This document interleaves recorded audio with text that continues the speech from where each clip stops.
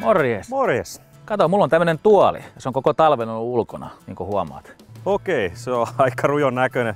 Mehän voitaisiin tehdä tälle keväthuolto, eli pestää ja ylytää se. Tehdään sellainen. Okei, no työvälineeksi voidaan ottaa tiskiharja, millä pääsee tommosiin ahtaisiin paikkoihin, ja juuriharja, millä pystyy vähän tämmöisiin helpompiin kohtiin harjaa.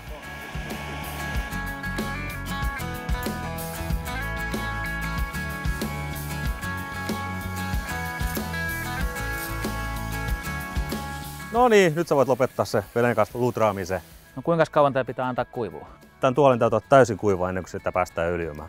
Et se menee mahdollisesti huomiseen. No, huomista odotellessa sitten. Terve! Se on uusi päivä taas. Ja tuolikin näyttää kuivuneen. No tää on ihan täysin kuiva. No mites me tästä eteenpäin edetään? Me voitais käsitellä tää tuoli Foodex Hardwood Oil kovapuuöljyllä.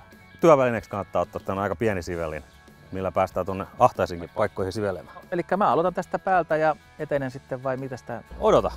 Ensiksi kannattaa suojata alusta, niin kuin me ollaan tehty, ja aloitetaan tämän tuolin käsittely täältä näkymättömistä pinnoista. Ja sitten edetään tuonne näkyviin pintoihin. No niin, ja sitten purkki auki ja puuöljyt kannattaa aina sekoittaa. Puuöljy on aika ohutta. Sitä levitetään tähän pintaan hyvin ohuelta.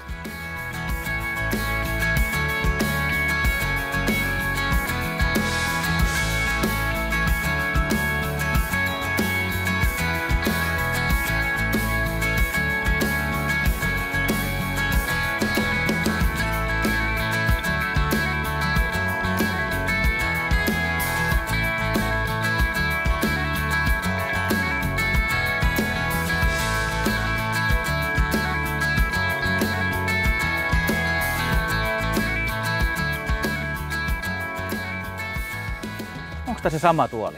On, se on nyt vuorokauden kuivunut. Se on 6. Todellakin. Ei muuta kuin viedään se terassiin. Kyllä.